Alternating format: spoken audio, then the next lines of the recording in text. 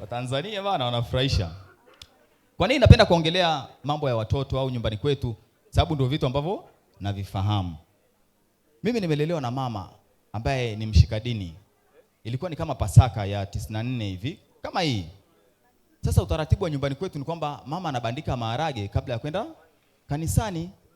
Ameweka mkaa mwingi akipiga hesabu kwamba tukishamaliza misa kule tukirudi ni kuunga na kula. Lakini changamoto ni kwamba makanisa yetu sisi, ukienda kanisani siku ya Pasaka kuna mtumishi anakuja, ni mtumishi mpya. Na unajua kuna wale wachungaji wanakaaga, wanasubiria muda wao ufike. Wakifika wale wachungaji wanaongea muda mrefu. Kwa hiyo muda unazidi kwenda, mama anapiga hesabu sasa mkaa kule umeisha, maharage anaweza kafanya nini? Yakaungulia. Alichofanya yeye ni kuandika kikaratasi, inatosha sasa, nenda kaipue maharage. Kanipa kile kikaratasi kwambia mpe Edward. Mimi nikajua huyu ni mama mchungaji, anataka nimpelekee nani? Mchungaji mpya. Kwa hiyo nikachukua karatasi nikampelekea mchungaji mpya.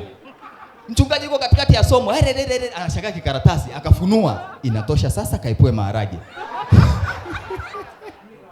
Mchungaji akatulia, akarudi akaenda akakaa.